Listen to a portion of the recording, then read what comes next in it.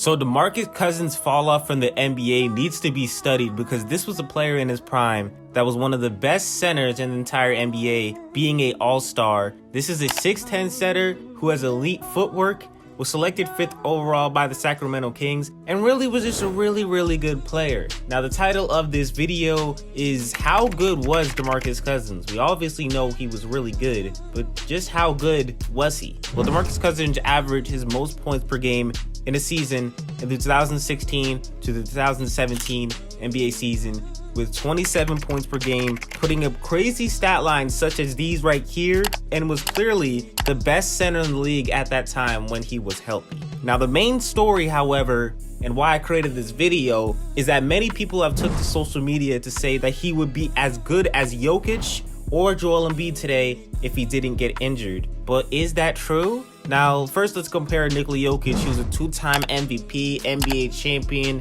NBA Finals MVP, and honestly this year was for him. He was going crazy in his second MVP season in the 2021 to 2022 NBA season. It was his best season to date. He averaged 27 points per game, 13 boards per game, and had one of the most efficient seasons of all time. So definitely, if DeMarcus Cousins was in his prime right now in the NBA, he would not be able to do the things that Nikola Jokic could do. DeMarcus Cousins could do some of the things that Jokic does, like shoot the three, post moves, footwork, and rebound, but in terms of passing and efficiency, I just think it's just not even close. Jokic is just such a really good player. I think Jokic is light years ahead of him. And for Joel Embiid, who was the recent MVP and averaged 30 points per game for the scoring title, Joel Embiid is a 7-foot like Kevin Durant who has an amazing mid-range and can get to the free throw line at will. That is something that DeMarcus Cousins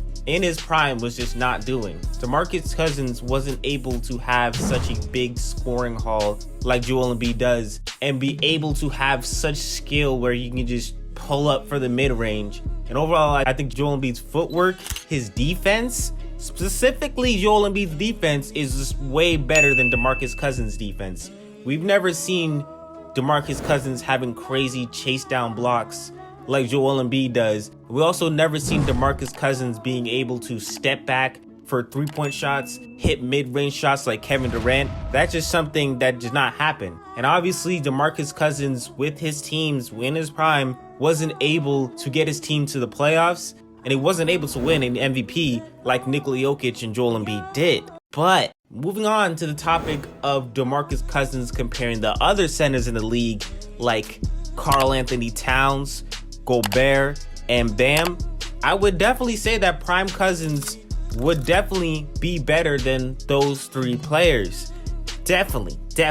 And the reason I would say that is because of DeMarcus Cousins' scoring and offensive ability. You know, Gobert and Bam are obviously better defenders, but overall, I think that DeMarcus Cousins, compared to those three centers were not putting up crazy stat lines like DeMarcus Cousins was doing. Those triple doubles and crazy stat lines. I think offensively, DeMarcus Cousins is a better center than those three players. So I would definitely say Cousins would be the third best center in the league if he was in his prime, if he was completely healthy, and if he was on pace to consistently getting better every single year. It would be Nikola Jokic, Joel Embiid, DeMarcus Cousins. Now, his mysterious disappearance in the NBA needs to be studied, and that is now moving on to the topic of what happened to DeMarcus Cousins. He had a history of some injuries, including a torn Achilles and ACL, but even though these injuries happened to him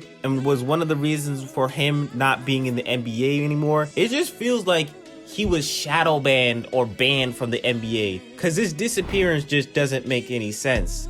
In Puerto Rico right now, DeMarcus Cousins is absolutely balling, putting up crazy stat lines. And just looking at some of the backup centers in the NBA right now, DeMarcus Cousins can single-handedly be better than almost any of them. It just feels like the NBA hates him. And honestly, when he was in the NBA as a star, it just seems like he was a very disrespected one. It's ridiculous.